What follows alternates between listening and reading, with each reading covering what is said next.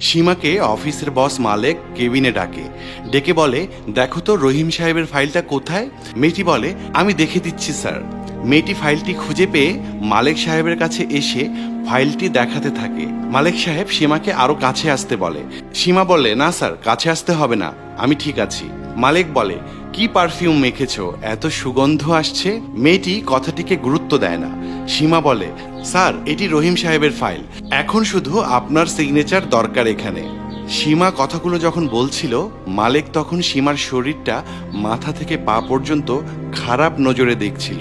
সীমা সেটা অনুভব করে বলে, কি হয়েছে স্যার, আপনি কিছু দেখছিলেন কি? মালেক বলে, মানে কি বলছো তুমি? সীমা বলে, আপনি আমার চেস্ট দেখছিলেন। ও তাই, এই যে দেখেন, নেন দেখেন। সীমা তার গলার ওড়নাটা সরিয়ে দিয়ে বলে, নেন স্যার, দেখেন, ঠিক মতো দেখেন। মালেক বলে, অনেক পস্তাবি তুই। ঠিক সেই মুহূর্তে মালেকের বোন স্বপ্নিল কেবিনে চলে আসে।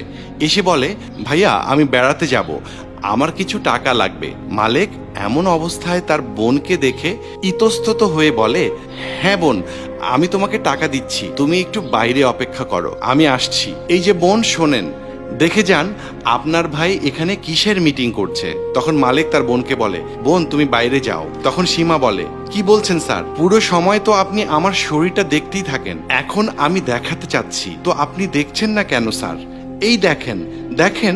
মালেক বলে, অনেক পস্তাবি তুই, কাজটা ঠিক করছিস না, আমার বোনের সামনে এগুলো তুই কি বলছিস? সীমা বলে, আচ্ছা স্যার, এভাবে হবে না, আমি জামাটা খুলি, তারপর দেখেন স্যার কি আছে আমার শরীরে। মালেক জোরে চিৎকার দিয়ে বলে, এটা কি করছিস তুই? চিৎকার শুনে অফিসের অন্যান্য স্টাফরা রুমে চলে আসে।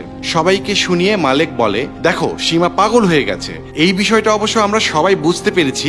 সীমা তখন বলে, আমার শরীরে স্পেশাল কিছু নেই স্যার, সবার শরীর একই হয়। একটা কাজ করেন, আপনি আপনার বোনকে জিজ্ঞেস করেন, হ্যাঁ সাইজ কিছুটা কম বেশি হতে পারে, তবুও আপনি আপনার বোনকে জিজ্ঞেস করেন তার বডির সাইজ কত। ভালো কথা, আপনার বউয়ের বডির সাইজ কত? 32, 34 নাকি 36? আপনি তো জানেন নিশ্চয়ই স্যার। মালেক বলে, ওকে ওকে, আমি বুঝতে পেরেছি, আই এম সরি, তুমি এখন যাও।